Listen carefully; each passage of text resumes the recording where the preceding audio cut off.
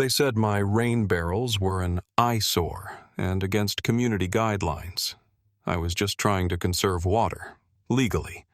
But when they forced me to drain them, I did exactly what they wanted, and let nature do the rest. A single storm later, their precious manicured sidewalks were under 6 inches of water, and suddenly, my barrels didn't seem so offensive. Maya didn't consider herself an activist. She was a quiet, practical person, the kind who read city newsletters, knew her recycling days by heart, and spent weekends tending her garden while listening to podcasts about sustainable living. So when she installed 3 dark green rain barrels along the side of her house, she didn't think twice about it. It was late spring, and the region had just come off a long, dry winter. The city had issued multiple advisories encouraging residents to reduce outdoor water use and collect rainwater where possible. The barrels Maya bought weren't flashy, just clean, well-sealed containers tucked neatly against the house, painted to match her siding and barely visible from the street. She even added decorative trellises with climbing ivy to soften the look. It wasn't just a gesture. It was useful. Every time it rained, the barrels filled quickly. Maya used the water to irrigate her front garden, which was full of native drought-tolerant plants. Her water bill dropped. Her garden thrived. She felt like she was doing something right. That feeling didn't last long. 2 weeks after the last rain, she found the envelope taped to her front door. It was from the HOA. Thick paper, sealed in red, the kind they used when they wanted to signal authority. Inside was a single-page notice. Your property is currently in violation of Section 4.1.8 of the Community Aesthetic Guidelines. Rainwater barrels, cisterns, or similar containers are prohibited if visible from any public-facing angle. Immediate removal is required within 10 days to avoid fines. Maya read it twice, then again. There was no explanation, no warning, just a demand. She walked outside and looked at the barrels. They were clean. They didn't leak. They were, if anything, less visible than half the trash bins she saw on her daily walks. And the kicker? Her barrels weren't even visible from the front, only from the narrow side path that led toward her backyard, shielded by a 6-foot wooden fence. She pulled up the HOA guidelines. Section 4.1.8 did exist, a vague clause about non-standard structures visible from common areas. But it didn't mention rain barrels specifically. It was the kind of catch-all language HOAs loved to exploit when they didn't have a real reason. Maya checked the city's environmental code just to be sure. Not only were rain barrels allowed, they were encouraged. The city even had a rebate program. She'd qualified and registered for it, which meant the HOA had no legal standing to override her setup. Still, she knew how these things worked. The HOA wouldn't care about the law until they were forced to, and they'd likely double down before backing down. The irony wasn't lost on her. In a neighborhood where lawn sprinklers ran twice a day and water pooled in the gutters during storms, her effort to save water was the problem. She stood next to her rain barrels, feeling a familiar tightness build in her chest. This wasn't about appearances. It wasn't about guidelines. It was about control. And if they wanted her barrels gone that badly, fine. She'd remove them. But she already had a new idea forming. One that would make the HOA feel the exact consequences of the system they claimed to uphold. She would give them exactly what they asked for. Maya took down the barrels on the 9th day, not because she agreed with the HOA, but because she had a plan. One that required precision, timing, and, above all, patience. As she disconnected the barrels and rolled them into her garage, she documented everything: the placement, the removal, even the original installation instructions that came with the rebate program from the city. Every photo was time-stamped and stored in a folder she labeled Compliance for Now. She submitted proof of removal to the HOA's compliance email, keeping her message brief and neutral. No anger, no sarcasm, just enough to show she had technically followed their request. The response came within hours. Thank you for your cooperation. Your property is now considered in good standing. No apology, no explanation, no acknowledgement that her setup had been legal, just the cold tone of authority, satisfied it had reasserted itself. The timing wasn't random. The HOA had picked early spring to issue the violation, right after the first few rains and before the real storms came. The dry season was still ahead, but Maya knew, and so did they, that more rainfall was coming. And without a way to manage runoff, her yard would do what nature intended, channel water downhill. And that's exactly what she planned to let happen. Her home sat slightly elevated compared to the HOA common grounds. A shallow slope led from her backyard down toward the clubhouse lawn, a small walking path, and a row of manicured flower beds the HOA maintained obsessively. For years, Maya had designed her landscape to capture and store water. With the barrels gone, she reversed that. Slight grading adjustments, a few cleverly placed gravel beds, and a trench along the back edge of her yard. All subtle, all within code, but together they would guide storm water directly off her property and toward the lower ground. Meanwhile, she started hearing from neighbors. Apparently, she wasn't the only one targeted. A couple at the end of the street had installed a composting bin behind their shed and were fined for organic debris accumulation. Another neighbor with solar garden lights received a citation for unauthorized exterior lighting. Every case had one thing in common. It wasn't about actual nuisance or damage. It was about control over anything that didn't fit the HOA's narrow, outdated standards. And while most residents quietly removed the offending items, Maya had begun documenting all of it. She created a spreadsheet listing each homeowner, the so-called violation, and how it lined up with local ordinances. She even included photos, when neighbors were willing to share them. Patterns began to emerge. Selective enforcement, inconsistent citations, and in many cases, clear overreach. The HOA was operating like it answered to no one. What they hadn't counted on was someone willing to play their game, follow their rules, and then turn those same rules back on them. All Maya needed now was the right weather. The forecast showed a major storm system developing just off the coast, one of those slow-moving spring deluges that could dump inches of rain overnight. If the wind shifted even slightly, it would hit their area squarely. She watched the forecast like a strategist tracking troop movements. 3 days out, then 2, then 1. The barrels were gone. Her yard was prepped. The runoff path was clear. Let them see what compliance really looked like when the only thing standing between her property and theirs was their own stubbornness. The storm rolled in after midnight. By morning, the sky was an unbroken sheet of dull gray, and the rain came in steady waves, not a downpour, not a flash flood, but that relentless kind of rain that soaks everything without pause. It was exactly the kind of weather Maya had been waiting for.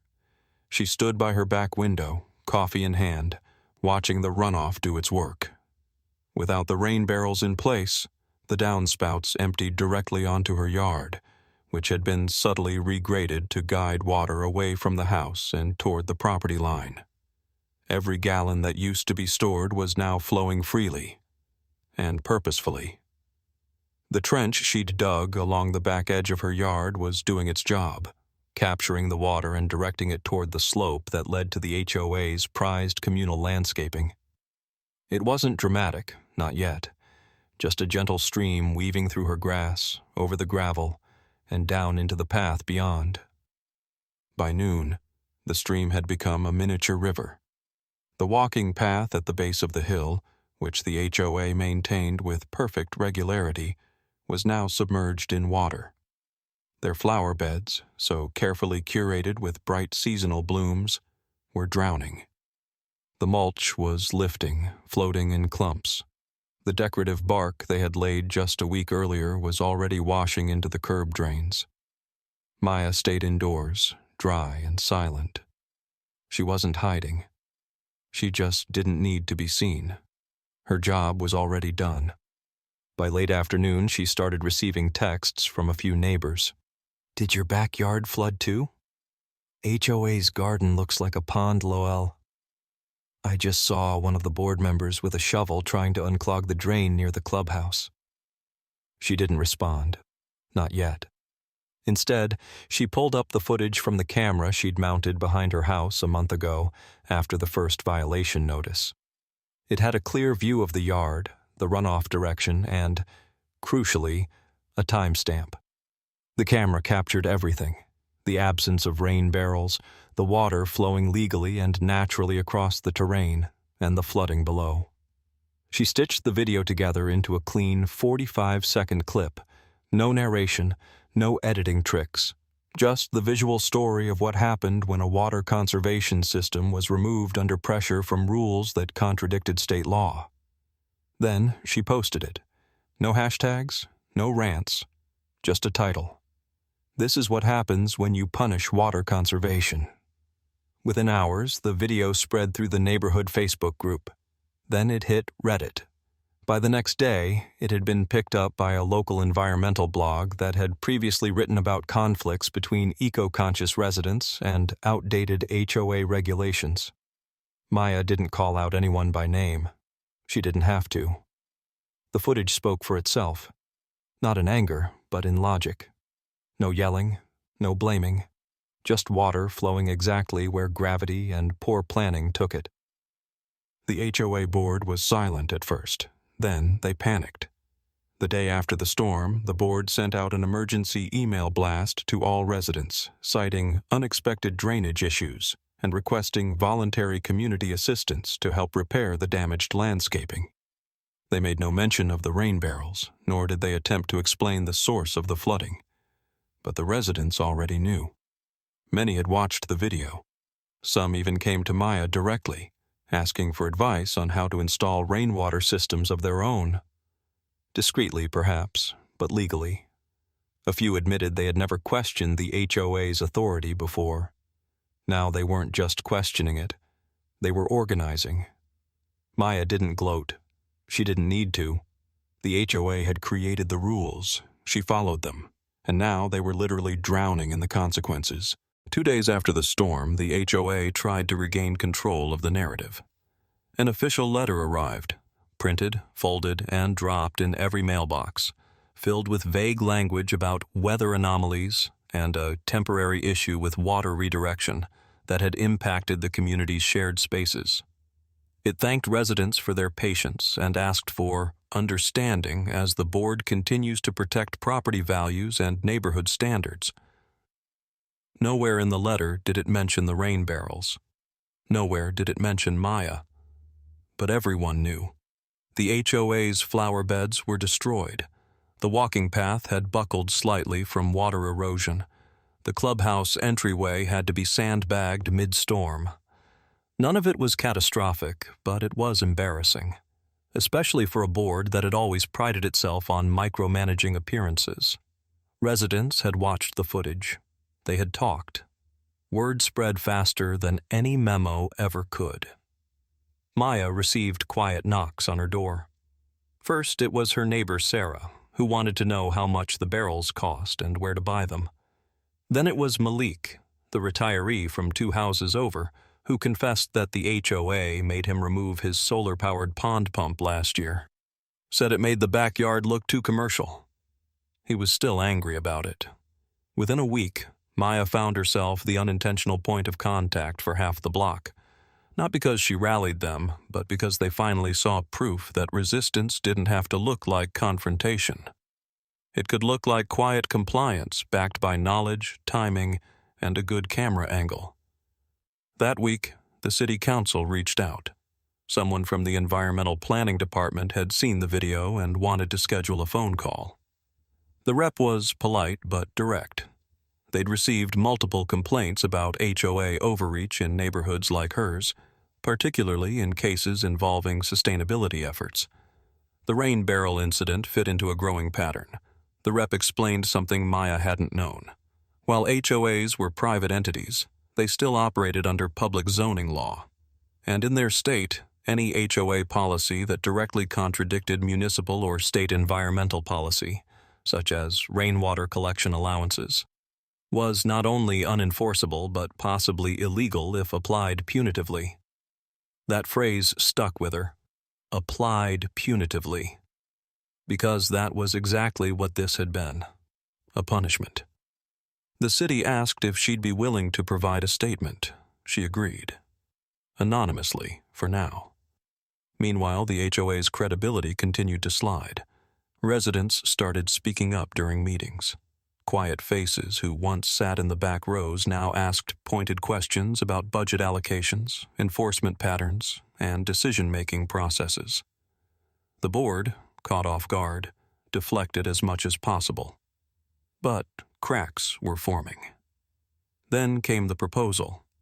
Several homeowners, led by Sarah and a few others, submitted a request for a bylaw amendment, a clear clause that prohibited the HOA from banning eco-friendly modifications already protected under city or state law.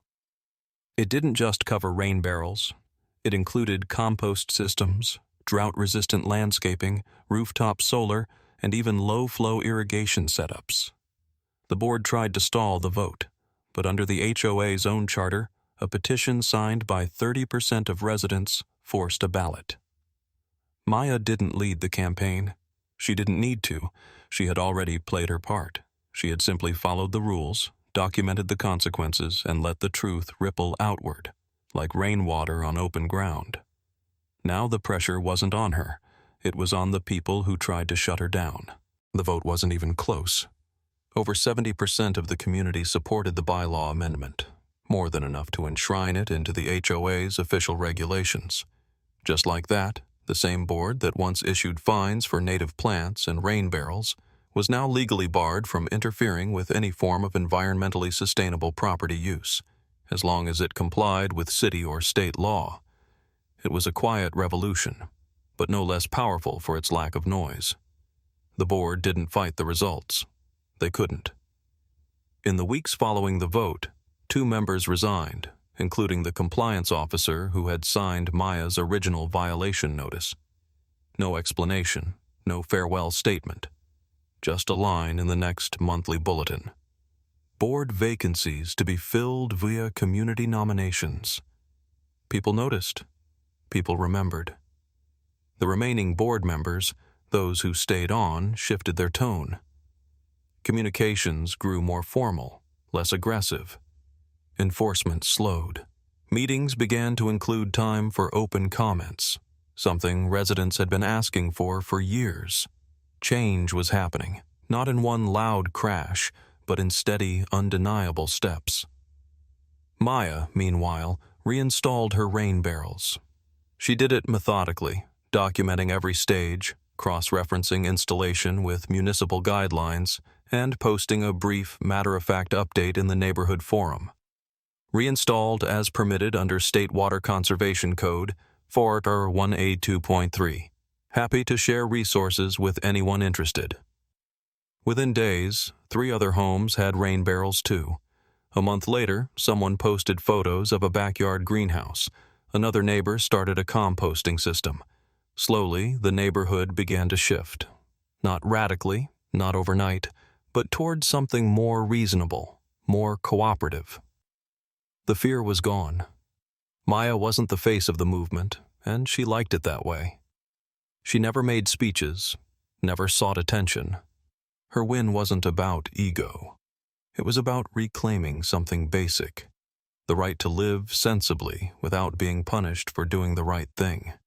The HOA had tried to suppress her with rules. She'd answered with facts, patience, and precision. And then, when the moment was right, she let gravity, and a little rain, do the rest. Her guest list grew. Neighbors stopped by with questions about water-saving tips. Some brought coffee. Some brought stories of past run-ins with the HOA that they'd never told anyone. There was a sense, for the first time in years, that people weren't just living next to each other. They were living together. The barrels filled again with the next storm, as they were meant to. This time, Nobody complained.